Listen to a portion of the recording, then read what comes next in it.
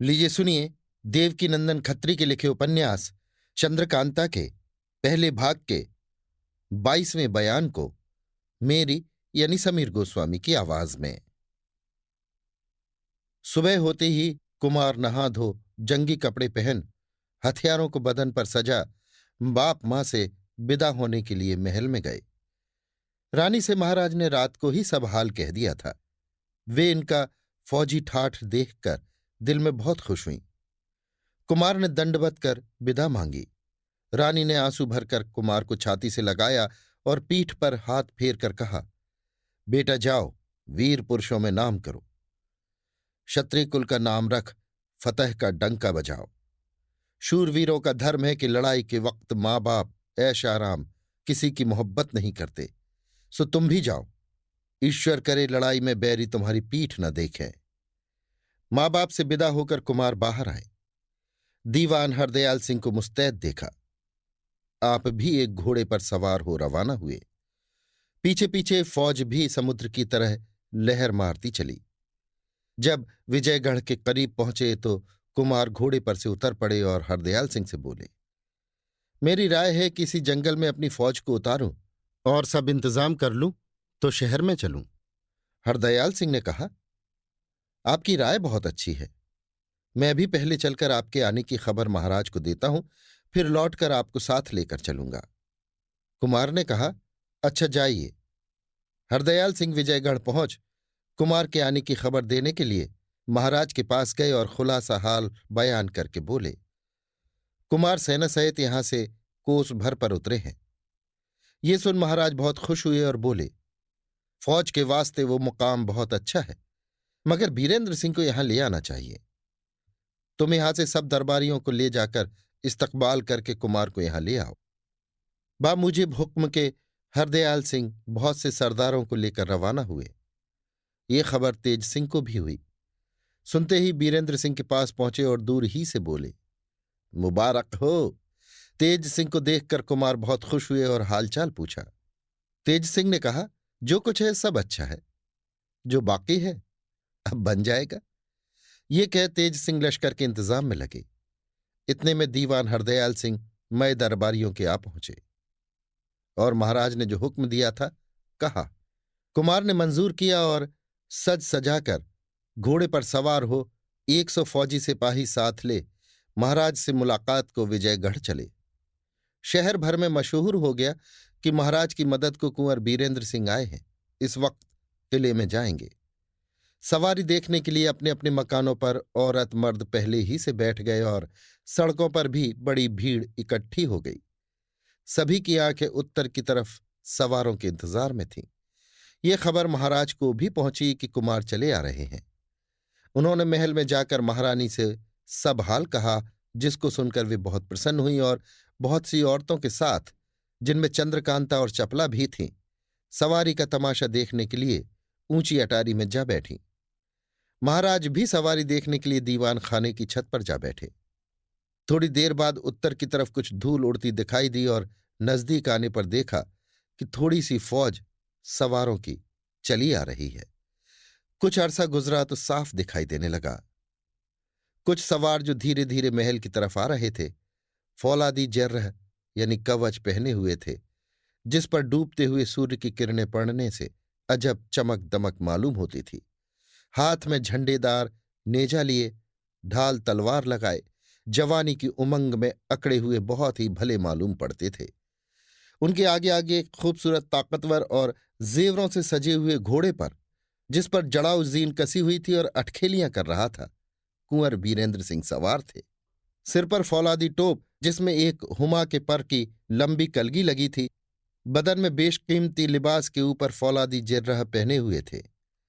गोरा रंग, बड़ी बड़ी आंखें, गालों पर सुर्खी छा रही थी। बड़े बड़े पन्ने के दानों का कंठा और भुजबंद भी पन्ने का था, जिसकी चमक चेहरे पर पड़कर खूबसूरती को दूना कर रही थी। कमर में जड़ाऊ पेटी, जिसमें बेशकीमती हीरा जड़ा हुआ था, और पिंडली तक का जूता, जिस पर कौदे मोती का काम था, चमड़ा नजर नहीं आता था, पहने हुए थे। ढाल तलवार खंजर तीर कमान लगाए एक गुर्ज करबूस में लटकता हुआ, हाथ में नेजा लिए घोड़ा कुदाते चले आ रहे थे। ताकत, जवांमर्दी, दिलेरी और रुआब उनके चेहरे ही से झलकता था। दोस्तों के दिल में मोहब्बत और दुश्मनों के दिल में खौफ पैदा होता था। सबसे ज्यादा लुत्फ तो ये था कि जो 100 सवार संग में चले आ रहे थे वे सब भी उन्हीं के हमसिन थे। शहर में भीड़ लग गई। जिसकी निगाह कुमार पर पड़ती थी आंखों में चकाचौंध सी आ जाती थी। महारानी ने जो बीरेंद्र सिंह को बहुत दिनों पर इस ठाट और रुआब से आते देखा तो 100 गुनी मोहब्बत आगे से ज्यादा बढ़ गई। मुंह से निकल पड़ा, अगर चंद्रकांता के लायक वर है तो बीरेंद्र, चाहे जो हो, मैं तो इसी को दामाद बनाऊंगी। चंद्रकांता और चपला भी दूसरी खिड़की से देख रही थी। चपला ने टेढ़ी निगाह से कुमारी की तरफ देखा। वो शर्मा गई। दिल हाथ से जाता रहा। कुमार की तस्वीर आंखों में समा गई। उम्मीद हुई कि अब पास से देखूंगी। उधर महाराज की टकटकी बंध गई। इतने में कुमार किले के नीचे आ पहुंचे। महाराज से न रहा गया। खुद उतर आए और जब तक वे किले के अंदर आवें महाराज भी वहां पहुंच गए। बीरेंद्र सिंह ने महाराज को देखकर पैर छुआ। उन्होंने उठकर छाती से लगा लिया और हाथ पकड़े सीधे महल में ले गए। महारानी उन दोनों को आते देख आगे तक बढ़ाई। कुमार ने चरण छुआ। महारानी की आंखों में प्रेम का जल भर आया। बड़ी खुशी से कुमार को बैठने के लिए कहा। महाराज भी बैठ गए। बाईं तरफ महारानी और दाहिनी तरफ कुमार थे। चारों तरफ लौंडियों की भीड़ थी जो अच्छे अच्छे गहने और कपड़े पहने खड़ी थी। कुमार की नीची निगाहें चारों तरफ घूमने लगीं, मानो किसी को ढूंढ रही हैं। चंद्रकांता भी किवाड़ की आड़ में खड़ी उनको देख रही थी। मिलने के लिए तबीयत घबरा रही थी, मगर क्या करे, लाचार थी। थोड़ी देर तक महाराज और कुमार महल में रहे। इसके बाद उठे और कुमार को साथ लिए हुए दीवान खाने में पहुंचे। अपने खास आरामगाह के पास वाला एक सुंदर कमरा उनके लिए मुकर्रर कर दिया। महाराज से विदा होकर कुमार अपने कमरे में गए। तेज सिंह भी पहुंचे। कुछ देर चौहल में गुजरी। चंद्रकांता को महल में न देखने से उनकी तबीयत उदास थी। सोचते थे कि कैसे मुलाकात हो। इसी सोच में आंख लग गई। सुबह जब महाराज दरबार में गए, बीरेंद्र सिंह स्नान पूजा से छुट्टी पा दरबारी पोशाक पहने, कलगी सरपेच समेत सर पर रख, तेज सिंह को साथ ले दरबार में गए। महाराज ने अपने सिंहासन के बगल में एक जड़ाऊ कुर्सी पर कुमार को बैठाया। हरदयाल सिंह ने महाराज की चिट्ठी का जवाब पेश किया जो राजा सुरेंद्र सिंह ने लिखा था। उसको पढ़कर महाराज बहुत खुश हुए। थोड़ी देर बाद दीवान साहब को हुक्म दिया कि कुमार की फौज में हमारी तरफ से बाजार लगाया जाए और गल्ले वगैरह का पूरा इंतजाम किया जाए, किसी को किसी तरह की तकलीफ न हो। कुमार ने अर्ज किया, महाराज, सामान सब साथ आया है। महाराज ने कहा, क्या तुमने इस राज्य को दूसरे का समझा है? सामान आया है तो क्या हुआ, वो भी जब जरूरत होगी तो काम आवेगा। अब हम कुल फौज का इंतजाम तुम्हारे सुपुर्द करते हैं। जैसा मुनासिब समझो बंदोबस्त और इंतजाम करो। कुमार ने तेज सिंह की तरफ देखकर कहा, तुम जाओ, मेरी फौज के 3 हिस्से करके 2-2 हजार विजयगढ़ के दोनों तरफ भेजो और 1,000 फौज के 10 टुकड़े करके इधर उधर 5-5 कोस तक फैला दो और खेमे वगैरह का पूरा बंदोबस्त कर दो। जासूसों को चारों तरफ रवाना करो। बाकी महाराज की फौज की कल कवायद देखकर जैसा होगा इंतजाम करेंगे। हुक्म पाते ही तेज सिंह रवाना हुए। इस इंतजाम और हमदर्दी को देखकर महाराज को और भी तसल्ली हुई। हरदयाल सिंह को हुक्म दिया कि फौज में मुनादी करा दो कि कल कवायद होगी। इतने में महाराज के जासूसों ने आकर अदब से सलाम कर खबर दी कि शिवदत्त सिंह अपनी 30,000 फौज लेकर सरकार से मुकाबला करने के लिए रवाना हो चुका है। 2-3 दिन तक नजदीक आ जाएगा। कुमार ने कहा, कोई हर्ज नहीं, समझ लेंगे, तुम फिर अपने काम पर जाओ। दूसरे दिन महाराज जयसिंह और कुमार एक हाथी पर बैठकर फौज की कवायद देखने निकले। हरदयाल सिंह ने मुसलमानों को बहुत कम कर दिया था, तो भी 1,000 मुसलमान रह गए थे। कवायद देखकर कुमार बहुत खुश हुए, मगर मुसलमानों की सूरत देख त्योरी चढ़ गई। कुमार की सूरत से महाराज समझ गए और धीरे से पूछा, इन लोगों को जवाब दे देना चाहिए। कुमार ने कहा, नहीं, निकाल देने से ये लोग दुश्मन के साथ हो जाएंगे। मेरी समझ में तो बेहतर होगा कि दुश्मन को रोकने के लिए पहले इन्हीं लोगों को भेजा जाए। इनके पीछे तोपखाना और थोड़ी फौज हमारी रहेगी।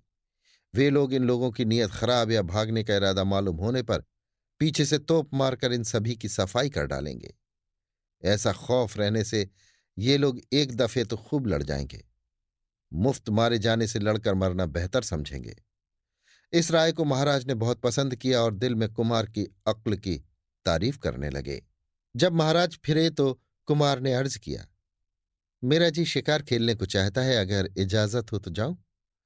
महाराज ने कहा, अच्छा, मगर दूर मत जाना और दिन रहते जल्दी लौट आना। ये कहकर हाथी बैठवाया। कुमार उतर पड़े और घोड़े पर सवार हुए। महाराज का इशारा पा दीवान हरदयाल सिंह ने 100 सवार साथ कर दिए। कुमार शिकार के लिए रवाना हुए। थोड़ी देर बाद एक घने जंगल में पहुंचकर 2 सांभर तीर से मारे और फिर शिकार ढूंढने लगे। इतने में तेज सिंह भी पहुंचे। कुमार ने पूछा, क्या सब इंतजाम हो चुका जो तुम यहां चले आए? तेज सिंह ने कहा, क्या आज ही हो जाएगा? कुछ आज हुआ, कुछ कल दुरुस्त हो जाएगा। इस वक्त मेरे जी में आया कि चलें जरा उस तहखाने की सैर करावें जिसमें अहमद को कैद किया है। इसलिए आपसे पूछने आया हूं कि अगर इरादा हो तो आप भी चलिए। हाँ, मैं चलूंगा, कहकर कुमार ने उस तरफ घोड़ा फेरा। तेज सिंह भी घोड़े के साथ रवाना हुए। बाकी सभी को हुक्म दिया कि वापस जाएं और दोनों सांभरों को जो शिकार किए हैं उठवा ले जाएं। थोड़ी देर में कुमार और तेज सिंह तहखाने के पास पहुंचे और अंदर घुसे। जब अंधेरा निकल गया और रोशनी आई तो सामने एक दरवाजा दिखाई देने लगा। कुमार घोड़े से उतर पड़े। अब तेज सिंह ने कुमार से पूछा, भला ये कहिए कि आप ये दरवाजा खोल भी सकते हैं कि नहीं? कुमार ने कहा, क्यों नहीं, इसमें क्या कारीगरी है? ये कह झट आगे बढ़ शेर के मुंह से जुबान बाहर निकाल ली। दरवाजा खुल गया। तेज सिंह ने कहा, याद तो है। कुमार ने कहा, क्या मैं भूलने वाला हूं? दोनों अंदर गए और सैर करते करते चश्मे के किनारे पहुंचे। देखा कि अहमद और भगवान दत्त एक चट्टान पर बैठे बातें कर रहे हैं। पैरों में बेड़ी पड़ी है। कुमार को देख दोनों उठ खड़े हुए, झुककर सलाम किया और बोले, अब तो हम लोगों का कसूर माफ होना चाहिए। कुमार ने कहा, हां, थोड़े रोज और सब्र करो। कुछ देर तक बीरेंद्र सिंह और तेज सिंह उसमें टहलते और मेवों को तोड़कर खाते रहे। इसके बाद तेज सिंह ने कहा, अब चलना चाहिए, देर हो गई। कुमार ने कहा, चलो। दोनों बाहर चले आए। तेज सिंह ने कहा, इस दरवाजे को आपने खोला है, आप ही बंद भी कीजिए। कुमार ने यह कहकर कि अच्छा लो, हम ही बंद कर देते हैं, दरवाजा बंद कर दिया और घोड़े पर सवार हुए। जब विजयगढ़ के करीब पहुंचे, तेज सिंह ने कहा, अब आप जाइए, मैं जरा फौज की खबर लेता हुआ आता हूं। कुमार ने कहा, अच्छा जाओ। ये सुन तेज सिंह दूसरी तरफ चले गए और कुमार किले में चले आए। घोड़े से उतर कमरे में गए, आराम किया। थोड़ी रात बीते तेज सिंह कुमार के पास आए। कुमार ने पूछा, कहो क्या हाल है? तेज सिंह ने कहा, सब इंतजाम आपके हुक्म मुताबिक हो गया। आज दिन भर में 1 घंटे की भी छुट्टी न मिली जो आपसे मुलाकात करता। ये सुन बीरेंद्र सिंह हंस पड़े और बोले, दोपहर तक तो हमारे साथ रहे, तिस पर कहते हो कि मुलाकात न हुई। ये सुनते ही तेज सिंह चौंक पड़े। बोले, आप क्या कहते हैं? कुमार ने कहा, कहते क्या है, तुम मेरे साथ उस तहखाने में नहीं गए थे जहां अहमद और भगवान दत्त बंद हैं? अब तो तेज सिंह के चेहरे का रंग उड़ गया और कुमार का मुंह देखने लगे। तेज सिंह की ये हालत देखकर कुमार को भी ताज्जुब हुआ। तेज सिंह ने कहा, भला ये तो बताइए कि मैं आपसे कहाँ मिला था, कहाँ तक साथ गया और कब वापस आया? कुमार ने सब कुछ कह दिया। तेज सिंह बोले, बस आपने चौका फेरा। अहमद और भगवान दत्त के निकल जाने का तो इतना गम नहीं है, मगर दरवाजे का हाल दूसरे को मालूम हो गया, इसका बड़ा अफसोस है। कुमार ने कहा, तुम क्या कहते हो, कुछ समझ में नहीं आता। तेज सिंह ने कहा, ऐसा ही समझते तो धोखा क्यों खाते? तब न समझे तो अब समझिए कि शिवदत्त के अय्यारों ने आपको धोखा दिया और तहखाने का रास्ता देख लिया। जरूर ये काम बद्रीनाथ का है, दूसरे का नहीं। ज्योतिषी उसको रमल के जरिए से पता देता है। कुमार ये सुन दंग रह गए और अपनी गलती पर अफसोस करने लगे। तेज सिंह ने कहा, अब तो जो होना था हो गया, उसका अफसोस काहे का? मैं इस वक्त जाता हूं, कैदी तो निकल गए होंगे, मगर मैं जाकर ताले का बंदोबस्त करूंगा। कुमार ने पूछा, ताले का बंदोबस्त क्या करोगे?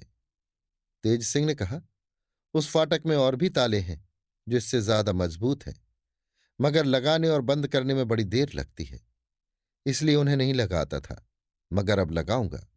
कुमार ने कहा, मुझे भी वो ताला दिखाओगे? तेज सिंह ने कहा, अभी नहीं, जब तक चुनार पर फतह ना पालेंगे ना बतावेंगे, नहीं तो फिर धोखा होगा। कुमार ने कहा, अच्छा, मर्जी तुम्हारी। तेज सिंह उसी वक्त तहखाने की तरफ रवाना हुए और सवेरा होने के पहले ही लौट आए। सुबह को जब कुमार सोकर उठे तो तेज सिंह से पूछा, कहो, तहखाने का क्या हाल है? उन्होंने जवाब दिया, कैदी तो निकल गए, मगर ताले का बंदोबस्त कराया हूं। नहा धोकर और कुछ खाकर कुमार को तेज सिंह दरबार में ले गए। महाराज को सलाम करके दोनों अपनी अपनी जगह बैठ गए। आज जासूसों ने खबर दी कि शिवदत्त की फौज और पास आ गई, अब 10 कोस पर है। कुमार ने महाराज से अर्ज किया, अब मौका आ गया कि मुसलमानों की फौज दुश्मनों को रोकने के लिए आगे भेजी जाए। महाराज ने कहा, अच्छा, भेज दो। कुमार ने तेज सिंह से कहा, अपना एक तोपखाना भी इस मुसलमानी फौज के पीछे रवाना करो। फिर कान में कहा, अपने तोपखाने वालों को समझा देना कि जब फौज की नीयत खराब देखें तो जिंदा किसी को न जाने दें। तेज सिंह इंतजाम करने के लिए चले गए। हरदयाल सिंह को भी साथ लेते गए।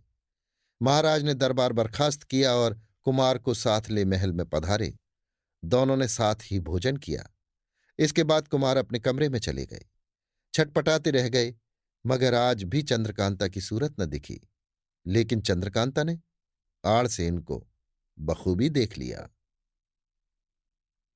अभी आप सुन रहे थे देवकीनंदन खत्री के लिखे उपन्यास चंद्रकांता के पहले भाग का 22वां बयान, मेरी यानी समीर गोस्वामी की आवाज में।